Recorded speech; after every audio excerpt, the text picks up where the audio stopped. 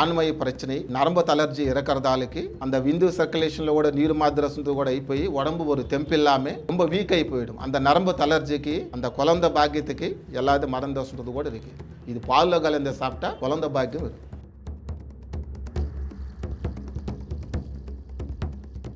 శని భగవాన దోషం అనేది కూడా అధికన్నా భయంకరమైనది కన్ను దృష్టి. அந்த கண்ணு திருஷ்டி ஒரு வீட்டு மேல இருந்தா அந்த வீட்டுல லட்சுமி தங்கறது கஷ்டம். வீட்டுல ஒரு நல்ல காரியம் நடக்கிறது கஷ்டம். உடம்பு கோளாறுகள் கூட இருக்கும். அவர் வீட்டுல இருக்க குலதெய்வம் అనేది கூட அதோட பவர் போயிடும்.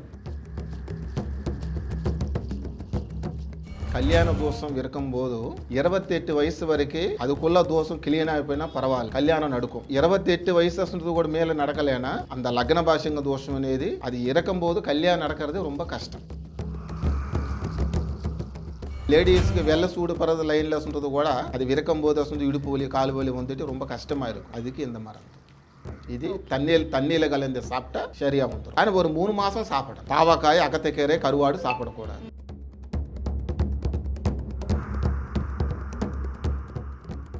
பாலகிராவ் இறக்கும்போது கர்ப்பப்பை மீத உட்காருவாங்க. அது கரெக்டாக 2 மாதம் 3 மாதம் வந்த பிள்ளைல போயிடும். பேபி தங்காதப்போ அதுக்கு அசுந்தது கூட சில தாய்த்தலையில் இருக்குது. சுவாமி தாயத்தை అనేది பூஜை பண்ணிட்டு இதில் ஒரு வேறு மந்திரிச்சு இதில் போட்டுட்டு 41 நாள் அசுந்தது கூட அவரோட கழுத்துக்குள்ள வச்சுட்டு தாயத்தை అనేది ஒரு பச்சை விலை எடுத்துட்டு 6 அசுந்தது கூட தண்ணியில போடணும். இது போட்டு திருப்பி பின்னாடி பார்க்காம வீட்டுக்கு வந்துட்டு ரெஃப்ளெக்ட் ஆன்மீகம் நேர்களுக்கு வணக்கம். இன்னைக்கு நம்ம மாங்காளியம்மன் ஜோதிட நிலையம்ல இருக்கிறோம். நம்ம கூட பாபுராஜு சார் வந்து இணைஞ்சிருக்கிறாரு. நிறைய விஷயங்கள் அவர் நம்ம கூட ஷேர் பண்ண போறாரு. வாங்க தொடர்ந்து பேசலாம். வணக்கம் சார். சார், நிறைய ஜோதிட நிலையங்கள் இருக்கு சார். நம்ம வந்து மாங்காளியம்மன் ஜோதிட நிலையம்ல நீங்க என்னென்ன விஷயங்கள்லாம் வந்து பார்த்துட்டு இருக்கீங்க, மக்கள் வந்து என்னென்ன மாதிரியான பிரச்சனைகளுக்கெல்லாம் உங்ககிட்ட வர்றாங்க சார்? மாங்காளியம்மன் இது எப்படின்னா துர்காதேவி இருக்கும், மாரியம்மன் இருக்கும், எல்லா தெய்வம் ஒண்ணுதான். மாங்காளியம்மன் ఏంటంటే ఆదిపరాశక్తి. ఆదిపరాశక్తి అంటే చాలా పవర్ఫుల్. எல்லா மக்களுக்கும் இஷ்டம் அம்மா అనేది. அதனால சொல்றது கூட அம்மா பேர்ல கூட தோஷம் అనేది பார்க்கப்படும்னு சொல்லிட்டு அது சில விசேஷங்கள் இப்போ நான் சொல்றேன். சொன்ன மாதிரிగా சொல்றது கூட இந்த ஏற்பாடு பண்ணுவோம். எல்லாமே அம்மவார தேவல்ல எல்லா மக்கள் நல்லா இருக்கணும். அதுதான் எனக்கு சந்தோஷம். எல்லா மக்களும் ఆ మారియమ్మని ఆశీర్వాదంలో எல்லா குடும்பத்தை கூட சந்தோஷம் இருக்கும்போது ஐயா கிட்ட வந்திருக்குது, எனக்கு நல்லா இருக்குது, பரவாயில்லை, அந்த துர்காதேவி ஆசீர்வாதம், மாங்காளியம்மன் ஆசீர்வாதம்ல எனக்கு சந்தோஷம், எனக்கு குடும்பம் நல்லா இருக்குதுன்னு சொல்கிறது கூட அவங்க நல்லா இருக்கும்போது இன்னொரு ஆளுக்கு சொல்லுவாங்க. ఇప్పుడు சில பேருக்கு கல்யாண தோஷம் இருக்கும்போது லக்ன பாஷங்க தோஷம் சொல்லுவாங்க. லக்ன பாஷங்க தோஷம் இறக்கும்போது 28 வயசு வரைக்கும் அதுக்குள்ள தோஷம் கிளியன் ஆகிப்போயினா பரவாயில்ல, கல்யாணம் நடக்கும். அதுக்கப்புறம் 28 வயசு கூட மேலே நடக்கலைன்னா அந்த தோஷம் இருக்காத தோஷம் అనేది எப்படி இருக்குமோ அந்த லக்ன பாஷங்க தோஷம் అనేది அது இறக்கும்போது கல்யாணம் நடக்கிறது ரொம்ப கஷ்டம். Okay sir. இப்போ நீங்கள் சொல்கிறீங்க இல்லையா, அந்த தோஷம் இருந்துச்சுன்னா கல்யாணம் நடக்காது கஷ்டம்னு சொல்லி. இப்போ பொதுவாகவே வந்துட்டு இப்போலாம் கல்யாணமே கொஞ்சம் லேட்டாக தான் பண்ணுறாங்க. 25-30 வயசில் தான் கல்யாணம் பண்ணுறாங்க அப்படின்னும் பொழுது இவங்களுக்கு இந்த தோஷம்னால தான் கல்யாணம் தள்ளி போகுது அப்படிங்கிறதோ இல்லை சாதாரணமாக தான் கல்யாணம் தள்ளி போகுதுங்கிறத நம்ம எப்படி தெரிஞ்சுக்கலாம் சார்?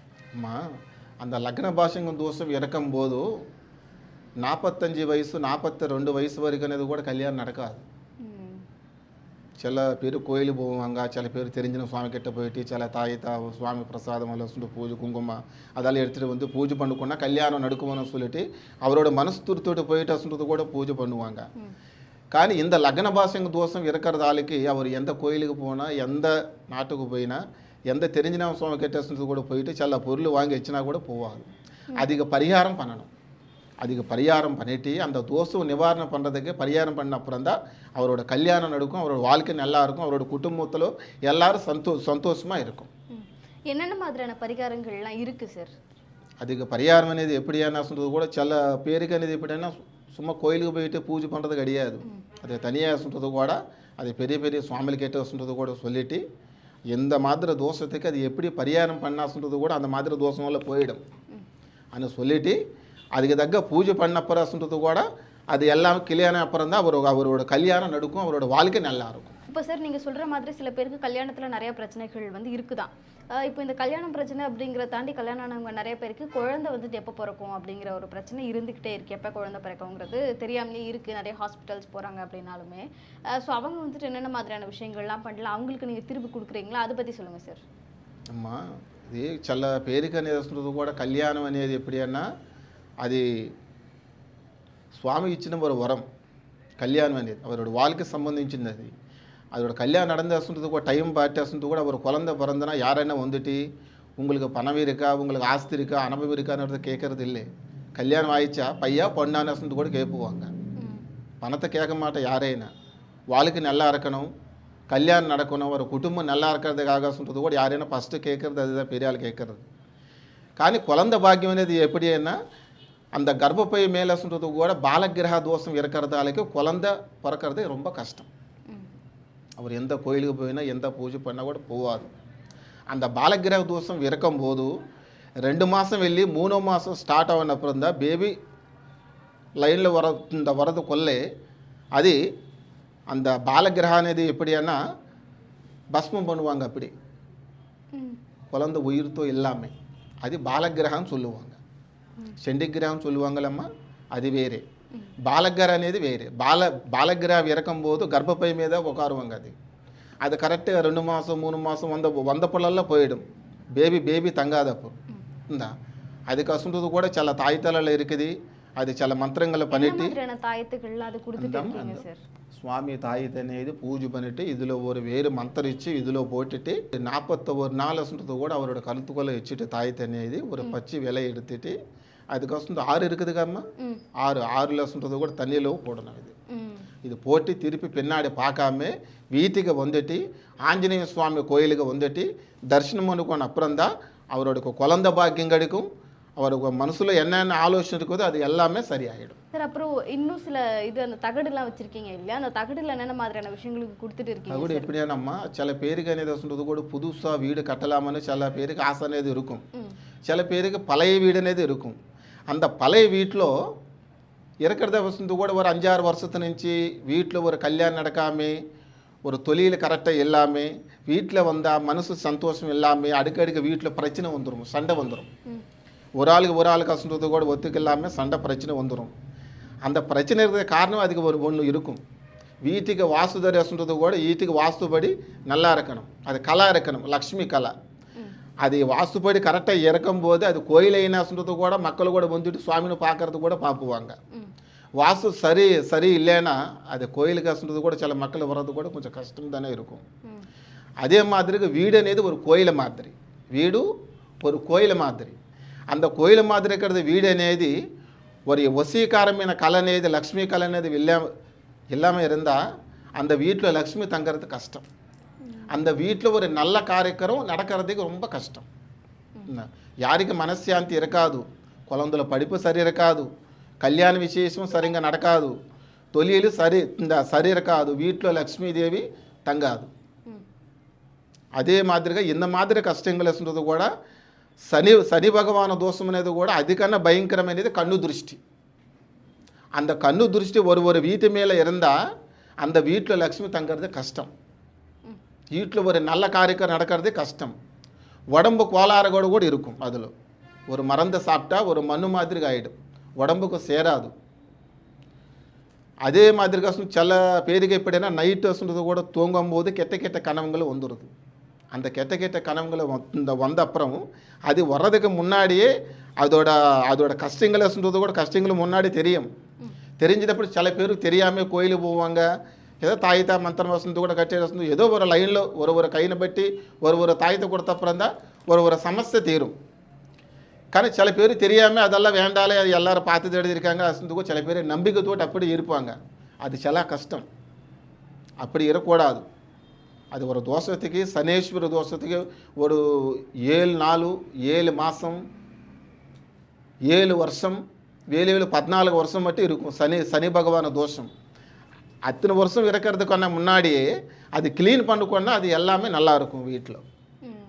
அதுக்கு ஒரு பரிகாரம் பண்ணிவிட்டு சில பொருளை கூட தயார் பண்ணிட்டு கொடுத்த அப்புறம் தான் ஒரு கருப்பு துணியிலோ ஒரு சிகப்பு துணி ஒரு వైట్ துணி ఈ 3 మిక్స్ பண்ணிட்டு ఈ 3 కలర్ துணியிலோ சில பொருளெல்லாம் போட்டுட்டு அந்த பொருள் மந்திரிச்சு அந்த சனி பகவான பூஜை லைன்ல கூட ஏற்பாடு பண்ணிட்டு அஷ்டலக்ஷ்மி தேவி வர்றது மாதிரிగా சில பொருள் தயார் பண்ணி கொடுத்தப்புறம் தான் அவரோட வீட்டு சமஸ்யை தீரி அந்த வீட்டில் எல்லா விஷயமும் கூட கரெக்டாக இருக்கும். அவர் பண்ணுறது சில பூஜைங்களோட பலித்தம் இருக்கும். அப்படி இல்லைன்னா அவர் வீட்டில் இருக்கிறது குலதெய்வம் అనేది కూడా அதோட பவர் போயிடும். அவரோட குலசுவாமி பவர் అనేది கூட போயிடும். வீட்டில் சொல்றது கூட எதனா ஒரு கோயிலுக்கு போய் தரிசனம் பண்ணுக்கோவனே மனசுக்கு வந்தால் தடல் வந்துக்கிட்டே இருக்கும். அது ஏதோ ஒரு காரணத்தில் வந்து கூட கோயிலுக்கு போகாம தான் பண்ணுவாங்க. அந்த மாதிரிగా చాలా దుష్ట శక్తులు అనేది కూడా இருக்கும். வீட்டு வந்தனா దుష్ట శక్తులు இருக்கும்போது ஒரு நல்ல காரியக்ரம் போகிறதுக்கு ஒரு நல்ல காரியக்ரம் நடக்கிறதுக்கு ரொம்ப லேட்டு பண்ணிட்டு ரொம்ப ఇంకా கஷ்டம் மீத கஷ்டப்பட்டு இருக்காங்க. அது ஜாகிரதைగా அது முன்னாடி சில பேருக்கு வந்து கூட அந்த துஷ்ட சக்தி ப்ராப்ளம் இல்லாமல் அது சில பொருள் தயார் பண்ணிட்டு சில தகுடு சில யந்திரமு வெறுமுச்சு பழமு பூஜை பண்ணிட்டு அது கொடுக்கறது. கொடுத்த அப்புறம் தான் அவரோட வீட்டு வாஸ்து தோஷம் అనేది போய் அந்த வீட்டில் இருக்கிறது ஒரு துஷ்ட சக்தி అనేది கூட போய் அவர் வீட்டில் நசுந்து கூட நைட்டு தூங்கும்போது கூட அந்த மாதிரி கெட்ட கனவுಗಳು கூட இல்லாமல் நல்ல பிரசாந்தங்க தூக்கம் வரத மாதிரி సమస్యలు எல்லாமே ధైర్యము தனலக்ஷ்மி ஆயுசு பிரபாவம் அதிருஷ்டமும் எல்லாமே கரெக்டாக நடக்கும். Okay sir. இப்போது சில பேர் என்னென்னா பிஸ்னஸ் வந்து ஸ்டார்ட் பண்ணுவாங்க, இல்லைனா ஆல்ரெடி எதனா ஒரு வேலையில் இருப்பாங்க, அதில் இருந்து ஒரு நெக்ஸ்ட் ஸ்டெப்பு போக முடியாமலே இருக்கும் இல்லையா? அதுக்கு என்னென்ன மாதிரியான விஷயங்கள் பண்ணலாம் சார்? ఇప్పుడు சில பேருக்கு தொழிலுக்காக சொல்கிறது கூட எவ்வளோ ட்ரை பண்ணா சொல்கிறது கூட அவங்களு கோயிலுக்கு போயிட்டு ரொம்ப டென்ஷன் தோட்டி எதனா ஒரு தொழில் வந்தால் நல்லா இருக்குமே అని சொல்லிட்டு சொல்லிட்டு கூட எவரோ ட்ரை பண்ணுவாங்க. ஒரு 4-5 வருஷம் నుంచి ட்ரை பண்ணால் கூட பிரயோஜனம் எல்லாமே தானே இருக்கும். அதுக்கு ஒரு காரணம் అనేది இருக்குது. அதுக்கு அவங்கள பேரில் ஒரு தோஷம் అనేది இருக்கும்போது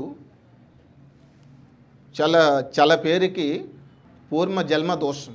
அந்த పూర్వ జన్మ దోషం అనేది எப்படின்னா அது தாத்தல முன்தாத்தல నుంచి இருக்கும். அது அப்பாக்கு அப்பா அவரோட தாத்தா பண்ணது சில தோஷங்கள் தப்பு பண்ணுற தோஷங்களும் குழந்தைகளுக்கு பாதிப்பு வந்துடும். பாதிப்புలు வந்தப்புறம் தான் ஒரு தொழிலே కానీ ஒரு கல்யாண விசேஷத்திலே కానీ அவருக்கு மனசாந்தி కానీ உடம்பு கோளாறே కానీ ఏదన్నా ஒரு సమస్య வந்துட்டு ரொம்ப மனசாந்தி இல்லாமல் மனசந்தோஷம் இல்லாமல் மனோவேதனைக்கு மருந்து எல்லாமே மாதிரி எந்த மருந்து வாங்கி போட்டால் கூட உடம்புக்கு சேராது. எந்த தொழில் குஞ்சம் ட்ரை பண்ணாசுன்றது கூட அது கரெக்டாக நடக்காது. லக்ஷ்மி தேவதை வீட்டில் தங்காது. எப்படின்னா பூர்வ ஜென்ம தோஷம். பூர்வ ஜென்ம தோஷம்னா அது ஒரு தரித்திரம். ఆ పూర్వ జన్మ దోషం அவர் தாத்தா பண்ணுறது தப்பு அவர் அப்பா பண்ணுற தப்புలు கசுன்றது கூட அவரோட குழந்தைகளுக்கு பாதிப்பு இருக்கும். அந்த தோஷம் అనేది கூட நிவாரண பண்ணுறதுக்கு இத்தனை வருஷத்து నుంచి இருக்குமா అని சில பேர் அசுன்றது கூட மூட நம்பகத்தோடு இருப்பாங்க. அப்படி இருக்கக்கூடாது. எப்படிக்கேனா அந்த பூர்வ ஜென்ம தோஷத்துக்கு நிவாரணம் இருக்குது. அந்த நிவாரணக்கு அசுன்றது கூட சில பூஜைలు பண்ணிட்டு சில பொருள் தயார் பண்ணி கொடுத்தப்புறம் தான் அவர் தாத்தல முன்தாத்தல இருக்கிற பூர்வ ஜென்ம தோஷமெல்லாம் போயிடும். போயிட்டு அந்த அம்மவார மகாதாய் அசுன்றது கூட அதிருஷ்டம் வீட்டில் அசுன்றது கூட வந்துட்டு அப்பொழுது ஆசீர்வாதம் பண்ணுவாங்க. எல்லாமே கரெக்டாக இருக்கும். இந்த பூர்வ ஜென்ம தோஷம் இருக்கும்போது எந்த ஒரு நல்ல காரியக்கரை குరించి ட்ரை பண்ணால் அது பிரயோஜனம் இருக்காது. எவ்வளோ தூரம் போயினா சொல்கிறது கூட தொழிலுக்காக நீ எவ்வளோ செலவு பண்ணால் அந்த செலவுப்பட்ட காசு வேஸ்ட் ஆகிடும். அதில் கூட இப்போ உங்களுக்கு பண்ணுறது கஷ்டப்பட்டு தானே இருக்கிறேன். இதுக்குள்ளே சொல்கிறது கூட மళ్ళీ நீ கடனை வாங்கிட்டு மళ్ళీ ஒரு தொழிலுக்காக நீ ட்ரை பண்ணால் இருக்கிறத கடனை வாங்கின காசு கூட போனால் உங்களுக்கு மனசு எவ்வளோ கஷ்டமாக இருக்கும். அதுக்காக தான் முன்னாடியே இந்த పూర్వ జన్మ దోషం అనేది కూడా அதுக்கு பரிகாரம் பண்ணுக்குன்னா உன்னோட வாழ்க்கை అనేది நல்லா இருக்கும். அந்த துர்காதேவி காளியமாத ஆசீர்வாதமுలో எல்லாமே கரெக்டாக இருக்கும். எந்த சமஸ்யை இருக்காது. தைரியமாக சொல்கிறேன். நான் தைரியமாக வாங்க உங்களுக்கு எல்லாமே பார்த்துட்டு சில விசேஷங்களை சொல்கிறது கூட சொல்லிட்டு நீ கேட்குறதுக்கு முன்னாடி நானே சொல்லிட்டு அதுக்கு பரிகாரம் சொல்கிறது கூட பண்ணிட்டு அந்த தோஷ நிவாரணம் அப்புறம் தான் சார். இப்போ செய்வினை பிளாக் மேஜிக் அப்படிங்கிறது ஒரு பெரிய விஷயமா இருக்குது. நிறைய பேருக்கு வந்துட்டு இப்போலாம் நிறைய ஆக்டர்ஸே சொல்கிறாங்க, நடிகர்களே எனக்கு வந்துட்டு செய்வினை வச்சுருக்கிறாங்க அப்படின்னு சொல்கிறாங்க. இப்போ அரசியல்வாதிகளும் வந்து நிறைய பேர் வந்துட்டு செய்வினை இருக்குது, பிளாக் மேஜிக் இருக்குது, வசியம் இருக்குங்கிற மாதிரி நிறைய சொல்லிக்கிட்டே இருக்காங்க. ஸோ இதெல்லாம் நீங்கள் பண்ணுறீங்களா? ஸோ அதெல்லாம் எடுக்கிறீங்களா? அதை பற்றி சொல்லுங்கள். அம்மா சில பேருக்கு அந்த சொல்கிறது கூட சுடிகாடில் பண்ணுவாங்க. சுடிகாடில் சொல்கிறது கூட செய்வினை கோளாறு சொல்கிறது கூட பண்ணிவிட்டு அதை பூஜை பண்ணிவிட்டு ఎవరెవరికి பண்ணலாமான்னு சொல்கிறது கூட சில பேர் கெட்ட பூஜை பண்ணுறதால சொல்கிறது கூட பண்ணிவிட்டு அவரோட லைனில் அவர் போவாங்க. కానీ அது பண்ணுறதுக்கு ஆளுக சொல்கிறது கூட அவர் குடும்பத்தில் எல்லாருக்கும் ரொம்ப கஷ்டப்படும் வந்துடும். ஆரோக்கியம் உடம்பு முடியாமல் தானே போகும். அவர் தொழிலே కానీ எல்லா விசேஷத்தில் குடும்பத்தில் அடிக்கடிக்கு பிரச்சனை வந்துட்டு அடிக்கடிக்கு முடியாமல் தானே இருக்கிற காரணம் கூட இருக்குது. அதனால சொல்றது கூட ரொம்ப பெரிய ப்ராப்ளம். அந்த செய்வன் கோளாறுக்கு வசந்து கூட அது கூட சில பரிகாரம் பண்ணிட்டு சில பொருள் கூட தயார் பண்ணிட்டு வசந்து கூட கொடுக்குறேன். அதுக்கு நிவாரணம் பண்ணுறதுக்கு கூட பூஜை எனக்கு தெரியும். நிவாரணம் பண்ணுறது வசந்து பூஜை வசந்தது கூட தெரியும். யாருன்னா பயங்கரமாக வந்துட்டு அதனால பாதிக்கப்பட்டிருக்காங்கன்னா க்யூர் பண்ண முடியும். எல்லாமே கரெக்டாக கிளீன் பண்ணுறேன். அவர் பண்ண பிறகு தானே அடுத்த ஆளுக்கு சொல்லுவாங்க, ஐயா கிட்ட சுவாமி கிட்ட வந்திருக்குது, இதுக்கு நல்லா இருக்குது பரவாயில்லன்னு சொல்லிட்டு அவங்க இன்னொரு ஆளுக்கு சொல்லுவாங்க. அதே மாதிரி காசுன்றது கூட எல்லாருக்கும் தெரியும். சில பேருக்கு காசுன்றது கூட கொஞ்ச வரைக்கும் இந்த கட்சியில் இருக்கிற ஆள் காசுன்றது கூட அவங்களுக்கு கூட சில பேருக்கு இன்னொரு கட்சி லைனில் அவர் போவாங்களே, அவர் லைனில் போகக்கூடாது, நானும் இன்னொரு கட்சி தான் முன்னாடி போகணும் அசுன்றது கூட சில பேருக்கு அசுன்றது கூட பூஜை பண்ணிவிட்டு சில லைனில் வேறுபாடு பண்ணுவாங்க. அது சில பேருக்கு இருக்குது, லைன் இருக்கும். కానీ అది వశీకారమని యంత్రమని சொல்லுவாங்க. వశీకారం. அந்த వశీకారమైన ஒரு ముఖ్యమైన ஒரு பொருள் అది அவர் మనీ పర్సులో కానీ அவர் వస్తుంది కూడా స్వామి మందిరంలో కానీ వస్తుంది కూడా அவர் பேர் எழுதிட்டு போட்ட உடனே அவர் எல்லா விசேஷம் கரெக்டாக தான் நடக்கும். யார் எந்த மாதிரிக்கு பண்ணாசுன்றது கூட அவங்க லைனில் வராமல் அவர் கட்சியிலோ కానీ ஒரு ஃபாரின் தொழிலோ కానీ எல்லா விசேஷத்தில் மாத்திரம் அவரோட பிஸ்னஸ் ரூபத்தில் కానీ எல்லா விசேஷத்தில் மாத்திரம் கரெக்டாக வந்துடும். அந்த மாதிரி வரத மாதிரிக்கு முக்கியமான பொருள் என்கிட்ட இருக்கு. ஓகே சார், நாங்கள் உள்ளே வந்து வரும்பொழுதே பார்த்தவங்க நிறைய வந்துட்டு மருந்துலாம் வச்சுருக்கிறீங்க. நிறையா சுக்கு இருக்குது, திப்பிலி இருக்குது, அப்புறம் நிறைய இடுமருந்தெல்லாம் வச்சுருக்கீங்க இல்லையா? இந்த மருந்துகள்லாம் எதுக்கு வச்சுருக்கிறீங்க? என்னென்ன மாதிரியான இந்த விஷயங்களும் பார்த்துட்டு இருக்கீங்களா? எங்கள் தாத்தாவுக்கு சம்பந்திச்சு பரம்பத்து నుంచి வைத்தியம், மூலிகை வைத்தியம். அந்த மூலிகை வைத்தியம் என்ன, அது ஆஸ்மா, சளி, கபால நீரு, நெஞ்சு சளி, உடம்பு குறையிறதுக்கு, உயிஷ்டம் குறையிறதுக்கு. சில பேருக்கு అనేది எப்படின்னா லேடிஸ்க்கு అనేది எப்படின்னா மாதம் தூரமாக இருக்கும்போது வெள்ளை சூடு அதிகமாக படுனா காலு கையை உடம்பு வலி, கழுத்து வலி, உடம்பு அசத்தைப்பு, உடம்பு சுறுசுறுப்பாக எல்லாமே ரொம்ப வீக் ஆகிடும் பாடி అనేది. அந்த மாதிரி எல்லாமே அதுக்கு தக்க நல்ல லேகியமும் நல்ல மறந்தாசுன்றது கூட இருக்குது. இந்த மாதிரி பொடியாசுன்றது கூட இது தண்ணியில் கலந்து சாப்பிட்டா அது எல்லாமே கரெக்டாக இருக்கும். சரிங்க, நிறைய மருந்து இருக்கு இல்லைங்களா? ஒன்னொன்னும் எடுத்து எந்தெந்த மருந்து எதுக்காக கொடுத்துட்ருக்கீங்க அப்படி சொல்கிறீங்களா? சொல்கிறேம்மா. జయ దుర్గా భవాని మారియమ్మని అనుగ్రహం ఉందన, కారపూడి కొప్పరియమ్మ తల్లి ఆశీర్వాదంలో పుల్లయారబట్టి వినాయకుడు అనుగ్రహం ఉందన. ఓం నమ శివాయ జయం. అమ్మ ఇది మూలిక మరంది. మూలిక మరందన్న எனக்கு முன்தாத்தல నుంచి అది కొంతవరకు மூலிகை வைத்தியம். மூலிகை வைத்தியம் என்ன எல்லா விசேஷத்துக்கு பார்க்குறேன். அந்த காலத்தில் சொல்கிறது கூட மஞ்சள் காமில் வந்து அதுக்கப்புறம் சொல்றது கூட நெஞ்சு சளி அதிகமாக இருந்தால் பச்சி விலை எடுத்துட்டு அப்படியே மூக்கு முந்தின வசந்து கூட கண்ணு வந்துன்னு போடுவாங்க. தலைவலி நின்றும், கபால நீர் போயிடும், நெஞ்சு சளி போயிடும். కానీ இந்த காலத்தில் அந்த மாத்திரைலாம் சாப்பிட முடியாது.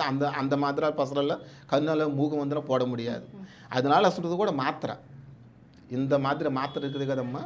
இந்த மாத்திரை போட்ட உடனே கபால நீரு, நெஞ்சு சளி, தலைவலி அதெல்லாம் கண்ட்ரோல் ஆகிடும்.